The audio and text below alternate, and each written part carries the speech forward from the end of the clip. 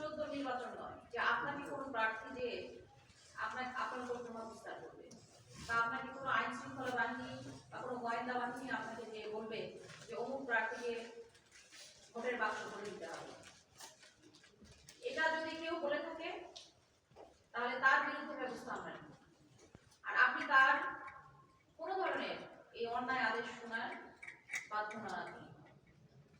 আপনি শুনবেন না, বাধ্য নন এবং বাধ্য নন, কারণ আপনার মূল্যায়ন হবে, আপনার চাকরির মূল্যায়ন হবে রিটার্নিং অফিসারের হাতে। আমরা আমাদের এবার ভোট থেকে চালু হয়েছে যে আপনি মূল্যায়ন করবেন আনসার সদস্যদের, আপনার মূল্যায়নের উপর ভিত্তি করে ওই আনসার সদস্য পরবর্তীতে ভোটের দায়িত্ব পালন করবে কিনা সেটা নির্ধারিত হবে। এবং পুলিশ সদস্যের আনুগত্য থাকবে যে আপনার ওই পুলিশ সদস্যটি আসলে চাকরিতে থাকার যোগ্য কিনা সেটা আপনার মূল্যায়নের উপর নির্ভর করবে।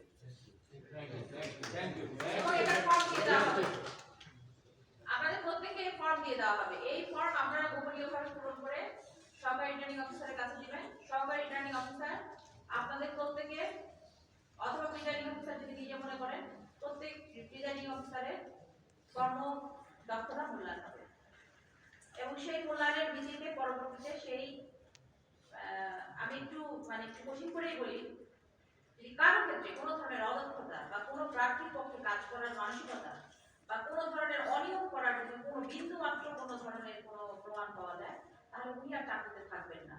এটা আমি রিটার্নিং অফিসার হিসেবে ঘোষণা দিয়ে দিলাম। এবং আপনারও মূল্যায়নের ভিত্তিতে ওই পুলিশ সদস্য আসলে উনি চাকরিতে থাকবেন কিনা সেটাও নির্ধারিত হবে। আমি আনসার সদস্য পরবর্তীতে তিনি আসলে এই আনসার সদস্য হিসেবে অন্তর্ভুক্ত থাকবেন কিনা সেটাও নির্ধারিত হবে। বর্তমান যে নির্বাচনটি হচ্ছে ত্রয়োদশ জাতীয় সংসদ নির্বাচন, এই নির্বাচনটি জাতির ভাগ্য পরিবর্তনের নির্বাচন। যে নির্বাচনের জন্য দেশের জুলাই অভ্যুত্থান হয়েছে, ছাত্র জনতার অভ্যুত্থান হয়েছে, মানুষের ভোটের অধিকার ছিল না, মানুষ ভোট দিতে পারত না। আপনারা নিজেরা আপনাদের অভিজ্ঞতা আছে, সকলের অভিজ্ঞতা আছে, ভোটের অভিজ্ঞতা। আপনারা নিজেরাই বিচার করতে পারবেন যে আসলে সত্যিকার অর্থে আসলে মানুষ কি ভোট দিতে পেরেছে। আপনারা নিজেরা কি আপনাদের অন্তর কাঁদেনি যে এরকম নির্বাচন কেন হচ্ছে? আমরা আর চাই না। আপনাদের হাতেই এখন এই পরিবর্তনের চাবিকাঠি আপনাদের কাছে। যেই ইমানটা খুঁড়িয়ে ফেলেছেন এতদিনে, সেইটা আবার সুযোগ পেয়েছেন সেই ইমানদারিতা দেখানো। যে 18-24 নির্বাচন, 18-14 নির্বাচনে যে ইমানদারিতা হারিয়ে ফেলেছিলেন আপনি, অন্তরে কষ্ট হয়েছিল যে আপনার চোখের সামনে কি করছে আপনি কিছু করতে পারছেন না। এখন আপনার হাতে সেই চাবি আমি তুলে দিলাম রিটার্নিং অফিসার হিসেবে, যে আপনি আপনার ইমানদারিতার সাথে কাজ করবেন। যে অন্যায় করেছেন সে অন্যায় তওবা করার সুযোগ আপনাকে দেওয়া হবে।